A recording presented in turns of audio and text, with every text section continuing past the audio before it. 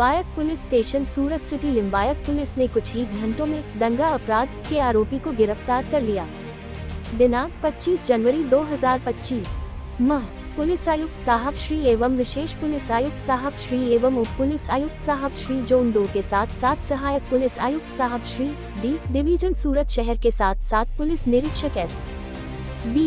Pariah साहब के प्रत्यक्ष पर्यवेक्षण एवं द्वितीय पुलिस निरीक्षक V. श्री ए. जोगराना के प्रत्यक्ष मार्गदर्शन में विभिन्न अपराधों में फरार अभियुक्तों की तलाश हेतु निगरानी की POSE का गठन किया गया।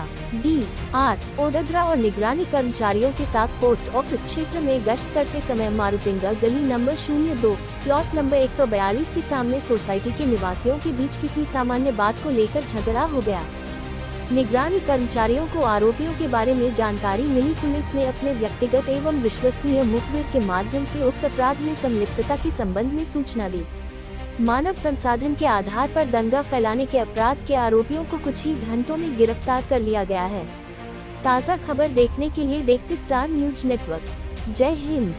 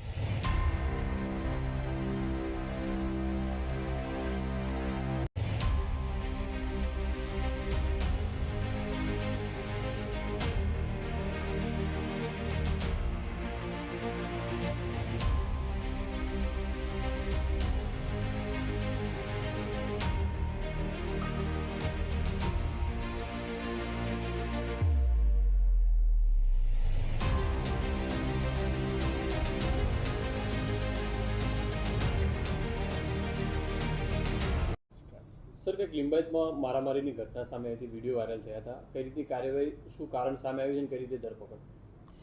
23મી જાન્યુઆરી 2025ના રોજ લિંબાયત પોલીસ સ્ટેશનની હદમાં એક મારુતિ નગર ગલી નંબર 2 પ્લોટ નંબર 142ની સામે એક મારામારીનો બનાવ બનેલો હતો, જેમાં રાયોટિંગનો ગુનો પોલીસે દાખલ કરેલો છે। બનાવની હકીકત એમ છે કે જે ફરિયાદી છે એ એના માસીના ઘરે જમવા ગયેલો હતો।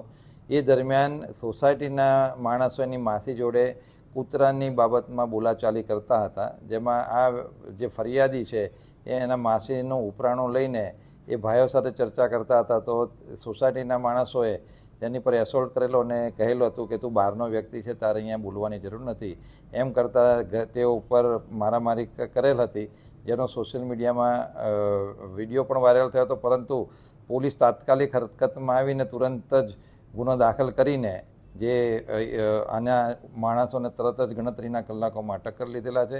અત્યાર સુધી 7 ઇસમોની પોલીસે ધરપકડ કરી આગળની કાર્યવાહી હાથ ધરેલી છે।